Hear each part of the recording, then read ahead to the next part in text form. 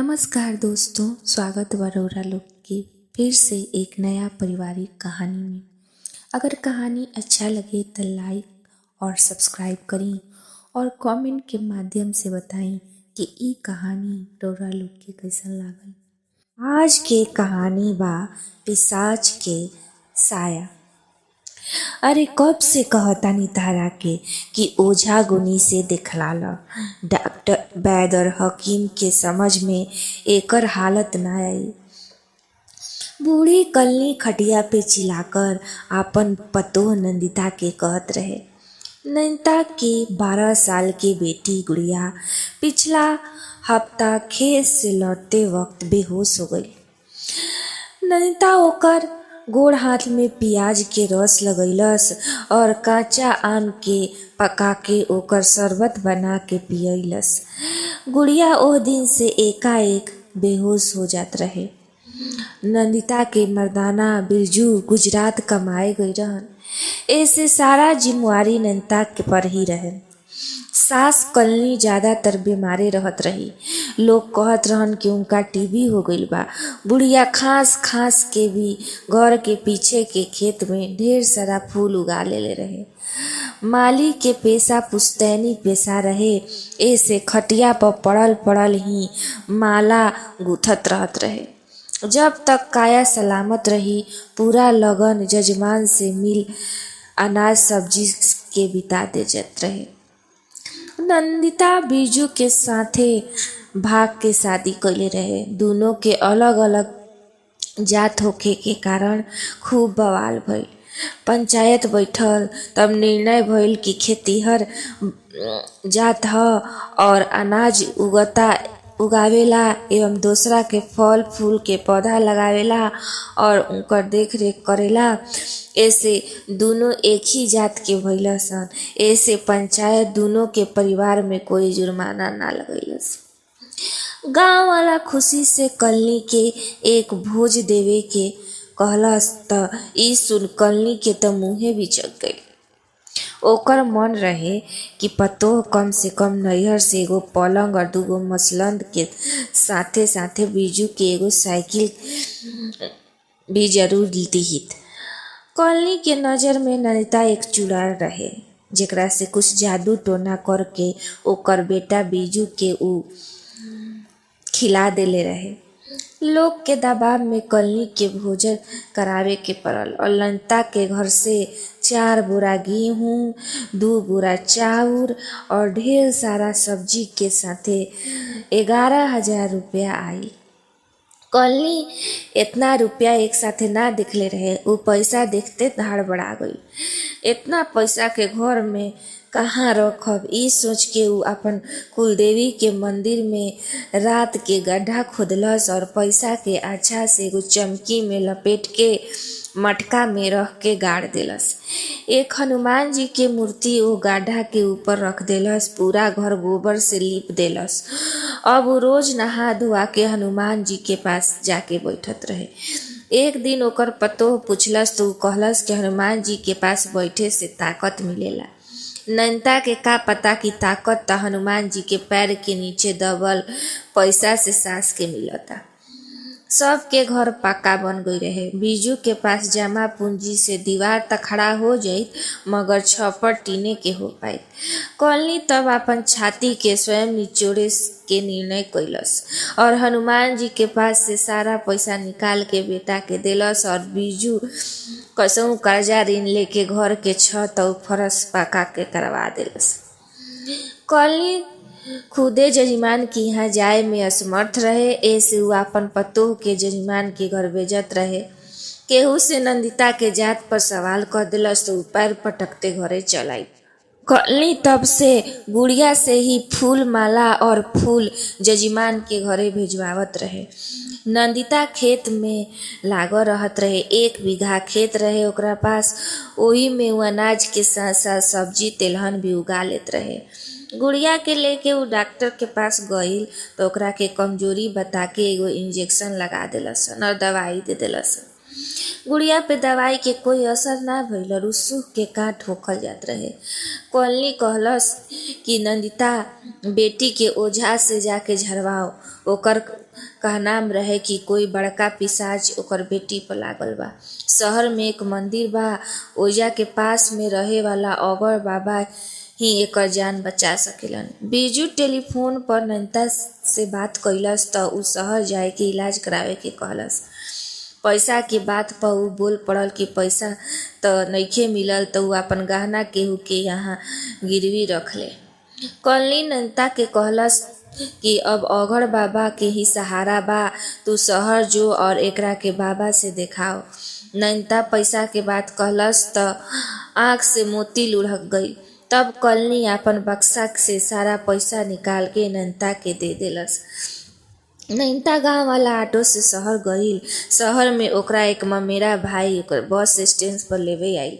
गुड़िया के स्थिति देखते उ ओकरा के तुरंत अस्पताल में चले के कहलस। अस्पताल में देर से आवे खातिर नैता के खूब डटलसन और गुड़िया के इलाज शुरू भइल। 2 दिन में गुड़िया चले फिरे लागल। कलनी के बगल के पड़ोसन खाना देवे आइल। आज उ बतैलस कि गुड़िया के हालत अब ठीक बा। नैता ओकरा के बड़ वाला सरकारी अस्पताल में भर्ती करैले बिया। कलनी खीस में कहलस कि कलमुही हम कहले रही कि अघड़ बाबा के पास ले जइह। अब त गुड़िया के शरीर पर पिशाच बा, हम में से कौनो के उ शिकार बनाई। पड़ोसन बुढ़िया भी हाँ में हाँ मिला देलस और घरे चल आइल। रात में नैता भी अपना बेटी के साथे घरे लौटल। घरे जाए पर नैता सास के गोड़ छुए गईल त कलनी भड़क गईल और अगड़ बाबा के पास ना जाए खातिर बड़ा ही ओकरा के खरा खोटी सुनैलस। नंदी बतैलस कि अगड़ बाबा कहीं गई रहन त उ रोवे लागल और कहे लागल कि हमार किस्मते खराब बा। अब पिशाच गुड़िया के छोड़ के अब दूसरा पर उ लागी और ई कहते हुए उ बिना खाना खइले रात के सुत गई। अगला दिन सवेरे सवेरे बिरजू घरे पहुंचल और अपन माई के गोड़ छुए घर के अंदर गई तो सने रह गई। कलनी के पैर और शरीर बर्फ से ठंडा पड़ रहे और शरीर में चींटी लागत रहे। उ जोर जोर से रोए लागल त सारा आस पास के लोग जमा हो गइलन। मर्द लोग लाश के अंतिम संस्कार के बाद त औरत पिशाच द्वारा कलनी के आत्मा के निगले के बाद फुसफुसाए लागल। कलनी के मृत्यु भोज संपन्न भइल त उ दिन पता चलल कि पड़ोस के बच्ची में भी गुड़िया के तरह ही बीमारी हो गईल बा। बड़का बड़का ओझा तांत्रिक बुलावल गईल, मगर स्थिति बिगड़ले चलल जात रहे। नंदी अस्पताल ले जाए के बाद कहलस त गांव के सब औरत ओकरा के डायन कहे लगली सन। सब के अनुसार उ गुड़िया के अघड़ से ना दिखैलस, सारा गांव के मुसीबत में डाल देलस।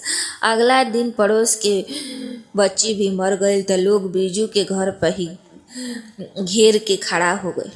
उ तो गनीमत रहे कि बिरजू अपन मेहरारू और बेटी के साथे शहर के अस्पताल में बेटी के देखावे गई रहे, ना तो बड़ा बवाले हो जाइत।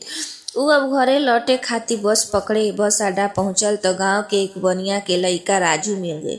उ बतैलस कि गांव के लोग कैसे ओकर परिवार के दोषी ठहरैले बा। बिरजू ई सुन के घबरा गईल और उ राजू के पास वाला थाना में चले के कहलस। पुलिस वाला के सामने ई बात दोहरावे के कहलस। राजू ना मानत रहे तब बिरजू ओकरा के शाम में नाश्ता करावे के वादा कइलस तो उ साथ में गईल। थाना में कोई सिपाही ओकर बात सुने के तैयारे ना रहन तब बिरजू हताश होके रोवे लागल। ओकर कंधा पर तभी केहू के हाथ रखल त उ सर उठैल। सामने एगो रिपोर्टर खड़ा रहे। उ बिरजू से थाना आवे के वजह पूछल तब बिरजू सारा बात बता देलस। रिपोर्टर कागज पर सब लिखत जात रहे। उ बिरजू के कहलस कि काल हम तारा गांव में आई, अब तू जा। बिरजू बड़ा खुश रहे कि ओकर तकलीफ केहू त सुनल। कैमरा से जब रिपोर्टर तस्वीर खींची तो ओकरा लागत रहे कि पूरा परिवार कैमरा में महफूज हो जाई। भगवान के सामने आपन दुखड़ा सुनावे पर जब कोई फूल गिर जाला त आदमी यही खुशी में आपन गम भूल जाला कि अब स्थिति सुधर जाई। ये सोच के बिरजू और नैता भी घरे चल गिलसन। घर पहुँचते रात हो गई। सवेरे सवेरे फिर से ओकरा घर पर भीड़ जमा हो गई और पड़ोसी गांव में संकट लावे के कारण नैता के बात बता के ओकरा के मारे खातिर उतारू हो गइल सन। मालती चाची कहत रही कि हमार पूरा खानदान में कई पीढ़ी से वो टीला वाला खेत पर खेती ना होला। ई औरत ओइजा हल चला के पिसाच के जगा देलस। हमनी के पागल रही जा कि वो जमीन पर खेत ना कहीं जा। दोसर जात के औरत पूरा खानदान बिगाड़ देलस। बेटी के खाते खाते सास के खा गईल, अब पड़ोस के मुनिया के, अब धीरे धीरे सब गांव के खा जाई। गांव के औरत नैनता के मैला पिलावे के बात कहली सन और जोर जोर से चिल्लाए लगली सन। नंदिता घर के दरवाजा के बंद करके अंदर में थरथरात रहे। बिरजू घर के आगे खड़ा होके सबके समझावे की कोशिश में लागल रहे। अब लागत रहे कि लोग ओकरा के कुचल के दरवाजा तोड़ दीही। ओही वक्त घर के सामने एगो गाड़ी रुकल और ओ में से एगो सज्जन उतरलन। वो अखबार लहराते हुए कहलन कि का इहे गाँव ह? लोग अजनबी के देख शांत हो गइलन। कुछ मेहरारू पल्लू लपेट के अपना घरे चल गली सन। बिरजू देखलस कि उ काले वाला रिपोर्टर ओइजा खड़ा बा। उ जाके ओकर पैर पर लोट गइल और कहे लागल कि हमार परिवार के बचा ली। उ आदमी कहलस कि गांव के लोग के स्वास्थ्य जांच खातिर थोड़ा देर में डॉक्टर के एगो टीम आवतिया और बिरजू के परिवार के केहू कुछ कही तो उ जेल के हवा खाई। जिलाधिकारी मैडम स्वयं ई घटना पर संज्ञान करियन। थोड़ा देर में डॉक्टर के एगो टीम आइल और जीप से पुलिस वाला भी अइला सन। गांव वाला अपन स्वास्थ्य जांच ना करवावल चाहत रहसन, लेकिन पुलिस के देख रेख से सबके सिट्टी पिट्टी गुम हो गई। शाम में कलेक्टर मैडम भी अइली और लोग सबके बतैली कि रउरा लोग जे कुआं से पानी पी न जा, ओह पानी प्रदूषित बा, जे वजह से लोग बीमार होतान। कोई भूत पेत नइखे और साथ में गांव में स्वास्थ्य केंद्र बनावे के भी जरूरी बा। अगला दिन शहर से कुछ लोग आइल और कुआं के पानी मोटर से खींच के बाहर निकलस तो लोग देखलस कि तली में एक बकरी मरल अटकल बिया। सारा गंदगी निकाल के ब्लीचिंग पाउडर के छिड़काव भइल और साथ में 2 गो चापाकल भी लगावल गई। गांव के लोग अब स्वस्थ हो गए रहन, मगर बूढ़ के मन में अभी भी इहे बात रहे कि टीला वाला खेत के पिसाच अभी खत्म नइखे भइल और समय आवे पर उ सब के जान लेली। ओकर फिलहाल जाए के एक ही वजह रहे कि पड़ोस के गांव के लाल बाबा खुदे आके गांव के चौहद्दी के बांध के सुरक्षित कर देले रहन। दोस्तों, ई कहानी रउरा लोग के कैसन लागल? अगर अच्छा लगी तो सब्सक्राइब करें, लाइक करें और कमेंट के माध्यम से जरूर बताएं कि ई कहानी कैसन बा।